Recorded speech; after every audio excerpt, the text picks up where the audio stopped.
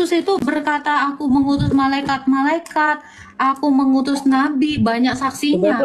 Tidak bisa dipercaya. Nggak ada orang yang mendengarkan dari bibirnya berbahasa seperti itu kan. Siapa yang mendengarkan langsung? Orang laki-laki itu ya tetap laki-laki, kawan. Kalau Yesus itu Allah, ya dia tetap Allah, kawan. Ketika dia menjadi manusia, dia nggak berhenti jadi Allah, kawan.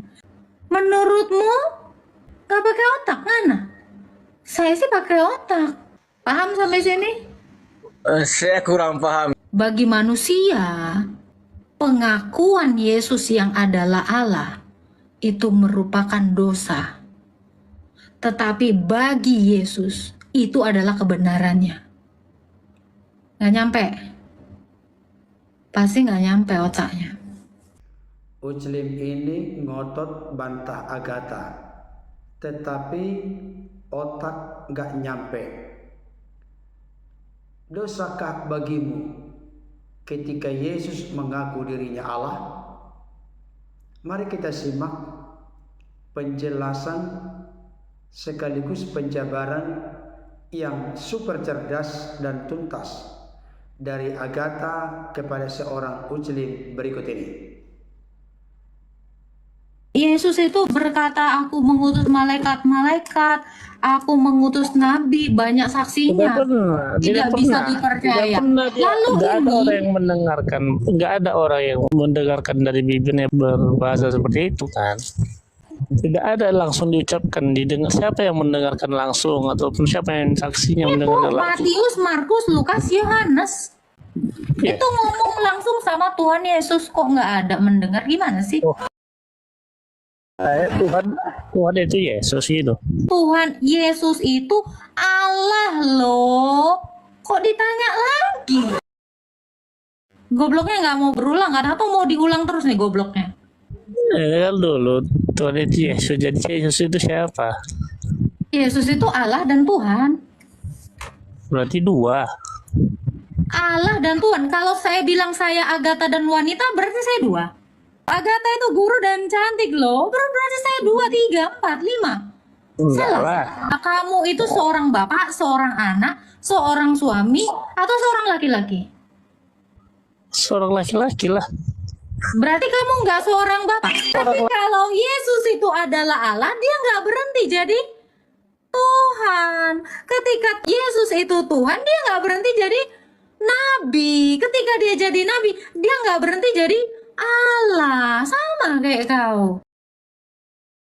Paham? Enggak. Kalau Yesus itu jadi manusia, dia nggak berhenti jadi Tuhan. Dia nggak berhenti jadi Allah. Sama kayak kamu. Kamu ketika kamu adalah laki-laki, kamu nggak berhenti jadi suami. Ketika kamu jadi suami, kamu nggak berhenti jadi bapak. Ketika kamu jadi bapak, kamu juga nggak berhenti jadi seorang anak. Ketika kamu menjadi seorang anak, kamu nggak berhenti jadi karyawan, atau jadi tukang beca, atau jadi satpam, atau penjaga nasi padang, atau kamu menjaga bom bensin. Orang laki-laki itu ya tetap laki-laki, kawan. Iya, kalau Yesus itu Allah, ya dia tetap Allah, kawan. Ketika dia menjadi manusia, dia nggak berhenti jadi Allah, kawan. Menurutmu, menurut Ngana, nggak pakai otak, Ngana? Saya sih pakai otak. Wah. Tujuan Tuhan Yesus untuk disalib itu apa ya, Kak? Yesus itu nggak ada tujuan disalib. Tetapi ketika dia mengaku Allah, dia disalibkan. Dia disalibkan kenapa itu, Kak? Pertama, dia mengaku Allah. Dan Tuhan itu sudah tahu bahwa ketika Yesus mengaku Allah, di masa depan, Musa itu sudah menuliskan di zamannya bahwa ada seseorang yang disalib.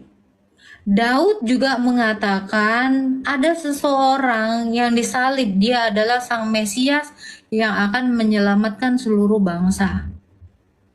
Jadi kalau Yesus sendiri apa tujuannya? Supaya digenapilah nubuatan itu. Nubuatan apa? Bahwa dia harus mengantarkan dosa itu di tiang gantungan. Jadi yang disalib itu Yesus ya, Kak ya? Betul, kemanusiaannya. Saya aneh juga kenapa kok Tuhan disalib kayak gitu maksudnya. Iya, supaya dosa itu diantarkan ke sana. Secara logika, salib itu adalah tempat kutukan. Jadi Tuhan Eksekusi. kena kutukan Nih. gitu Mbak ya. Ini Bang, nih saya kasih tahu kamu ya, secara logika, ini adalah hukuman untuk orang berdosa. Hukuman salib ini dipakai oleh orang-orang Romawi bagi orang yang benar-benar dosanya itu besar. Berarti yang disalib itu orang berdosa di situ. Betul. Jadi yang menerima penghukuman salib itu adalah orang berdosa. Nah, Yesus ini nggak berdosa sama sekali. Kenapa dia disalib? Karena dia mengaku Allah. Karena dia mengaku Allah. Berarti Yesus itu bukan Allah. Ini Bang. Dia kan mengaku Allah. Bagi orang Yahudi, orang yang mengaku Allah itu adalah dosa penghujatan terbesar. Paham sampai sini? Saya kurang paham, saya kurang menerima itu secara Di dalam logika saya. 10 perintah Tuhan, kan, hukum Taurat, di situ dikatakan jangan ada padamu ilah lain di hadapanku. Apakah ada Alkitab yang menerangkan itu dengan jelas? Yang saya katakan ini Alkitab. Jadi, dosakah ketika Yesus mengaku dirinya Allah menurut Anda? Ya, sangat berdosa. Ketika dia mengatakan dirinya Allah, makanya dia digantung. Dia dianggap berdosa saat itu. Padahal dia sedang berkata jujur. Makanya waktu dia mati, dia tidak ada dosa sama sekali. Makanya dia bangkit pada hari yang ketiga. Bagi manusia, pengakuan Yesus yang adalah Allah itu merupakan dosa. Tetapi bagi Yesus itu adalah kebenarannya. Nggak nyampe. Pasti nggak nyampe otaknya. Susah masuk logika. Kenapa? Kan tadi kamu bilang, Kak, kalau ada orang nih, saya tanya kamu, kalau ada manusia mengaku dia Allah, dosa nggak? Dosa. Padahal dia mengatakan sebenarnya. Apakah kebenaran itu adalah dosa baginya? Tidak. Makanya dengan jalan dia di atas kayu salib, dia mengantarkan dosa yang tidak dia miliki, dilawan dengan kejujurannya atau ketaatannya atau kebenarannya. Maka kutukan itu hancur. Itu puyeng, kayak punya otak aja puyeng. Yang ketawa, yang puyeng, yang bilang asumsi karena nggak punya otak. Coba ayah, datanya mana? Alkitab. Ini faktual, ini nggak cerpen, karena selain dari Alkitab, ada juga yang menyatakan ini, sejarawan lain. Dan ini memvalidasi bahwa peristiwa penyaliban ini benar-benar ada. Flavius Josephus mengatakan di dalam bukunya The Antiquities of Jews bahwa ada seorang yang bijaksana yang mati hari Jumat, bangkit pada hari yang ketiga. Dia matinya disalib. Ini fakta, bukan dongeng. Dongeng itu adalah ketika ada yang mau disalib tiba-tiba hilang, diserupakan. Menurut kalian salah nggak kalau Yesus tuh mengaku dirinya Allah? Orang itu fakta kok. Atas dasar fakta dia dihukum, padahal dia tidak berdosa. Pertama-tama Agatha memberikan konfirmasi dan penegasan bahwa Yesuslah yang mengutus malaikat dan juga mengutus para nabi. Tetapi saudara kita Uclin ini berulang-ulang dan begitu antusias semangat membantah Agatha dengan berkata, tidak pernah. Yesus tidak pernah bicara langsung demikian kepada siapapun. Padahal Alkitab memberikan konfirmasi penegasan di dalam Matius 23:34. Sebab itu lihatlah, aku mengutus kepadamu nabi-nabi. Jadi Yesus itu adalah nabi di atas segala nabi, raja di atas segala raja, imam di atas segala imam. Karena Yesus itu mengutus para nabi. Kelihatannya ini tidak masuk akal kalau kita hanya mengerti dan mengenal Yesus dalam eksistensi keberadaan naturnya sebagai manusia. Karena mustahil Yesus mengutus para nabi kalau itu terkait dengan tubuh fisik jasmani kemanusiaannya yang telah berinkarnasi. Tentu yang dimaksud dengan Yesus mengutus para nabi pasti terkait dengan eksistensi kekalnya sebagai firman bersama Bapa dan Roh Kudus dalam Tritunggal Maha Kudus. Wahyu 22 ayat yang ke-16. Yesus menyampaikan langsung kepada Yohanes yang adalah salah seorang dari murid yang sangat dikasihinya. Aku Yesus telah mengutus malaikatku untuk memberi kesaksian tentang semuanya ini kepadamu bagi jemaat-jemaat. Yesus juga memiliki otoritas dan kuasa untuk mengutus para malaikat. Bahkan di dalam Ibrani 1 ayat yang ke-6 jelas dikatakan bahwa semua malaikat wajib harus sujud menyembah kepada Yesus, anak Allah yang hidup. Saudara dikasihi Tuhan, dengan mengerti memahami bahwa Yesus yang mengutus para malaikat, Yesus yang mengutus para nabi, maka Yesus pasti memiliki posisi yang lebih superior, lebih tinggi daripada nabi, rasul, utusan, imam, dan raja. Sebab dia memiliki kekekalan dalam eksistensi sebagai firman yang bersama-sama dengan Allah, dan firman itu adalah Allah. Agatha menjelaskan bahwa Yesus itu adalah Allah dan Tuhan sekaligus manusia. Kenapa demikian?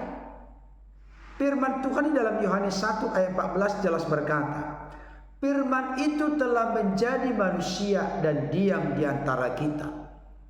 Ada banyak orang di luar Kristen, termasuk para apologet dan polemikus di luar Kristen, yang gagal paham terkait dengan inkarnasi sang firman yang menjadi manusia. Mereka berpikir secara picik dan dangkal serta sempit. Ketika firman menjadi manusia, maka eksistensi firman menjadi tidak ada, tinggal hanya manusia.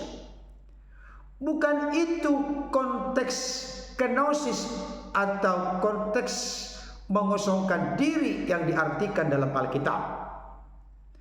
Filipi pasal 2 ayat yang ke-6 sampai 7 jelas berkata, walaupun dalam rupa Allah, tidak menganggap kesetaraan dengan Allah itu sebagai milik yang harus dipertahankan, melainkan ia telah mengosongkan dirinya dan mengambil rupa seorang hamba dan menjadi sama dengan manusia. Jadi firman itu menjadi manusia, atau firman itu mengosongkan dirinya, mengambil rupa seorang hamba atau rupa manusia. Artinya Yesus yang adalah sang firman hidup itu ketambahan natur baru di dalam dirinya, yaitu natur kemanusiaan. Itu sebabnya Kolose pasal 2 ayat 9 jelas berkata, di dalam dialah, di dalam Yesuslah secara jasmania berdiam seluruh kepenuhan kealahan. Ayat ini memberikan konfirmasi penegasan kepada kita. Yesus yang adalah Sang Firman itu memiliki dua natur. Natur kemanusiaan yang diperolehnya dari kandungan rahim Bunda Maria, dan natur keilahian yang tidak dicipta tapi sudah ada sejak kekal, yaitu dalam eksistensi Firman bersama-sama dengan Allah yang disapa dengan Bapa dan Roh Kudus. Jadi Bapak Ibu Saudara, ketika Firman menjadi manusia, eksistensi Firman yang adalah Allah sekaligus adalah Tuhan tidak pernah menjadi tidak ada, tapi sifatnya permanen, kekal. Bahkan pada saat Yesus mengenakan tubuh kemanusiaan, eksistensi Yesus sebagai Firman tidak pernah kosong, tidak pernah tidak ada, tidak pernah menjadi lenyap, tapi itu tetap kekal ada dalam dirinya. Saudara kita Ucilip ini berkata, berarti Yesus itu kalau dia Tuhan, masa Tuhan mati?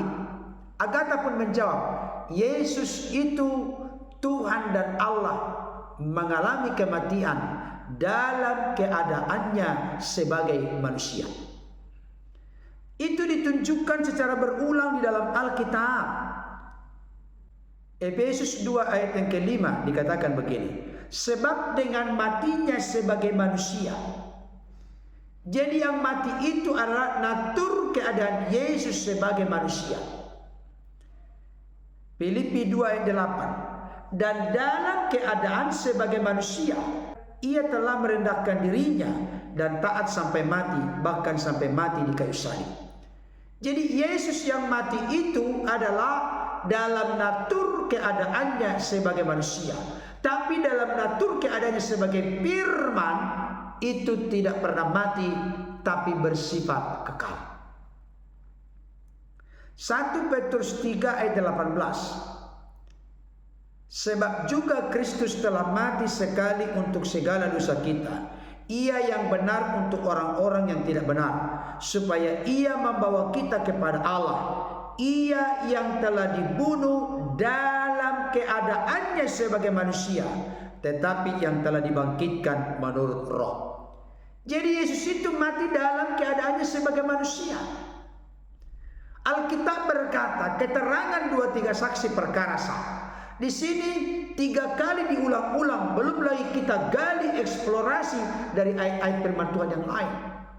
Ditegaskan bahwa Yesus yang mati itu adalah dalam natur keadaannya sebagai manusia. Sangat disayangkan dan sangat prihatin, menyedihkan. Saudara kita Ucilip ini begitu ngotot membantah apa yang disampaikan oleh Agatha. Tetapi ketika Agatha menuntun Ucilip ini untuk berpikir atau berlogika, beliau pun mengaku dengan jujur, dia tidak mengerti, tidak paham, otaknya, ilmunya, pikirannya tidak nyampe.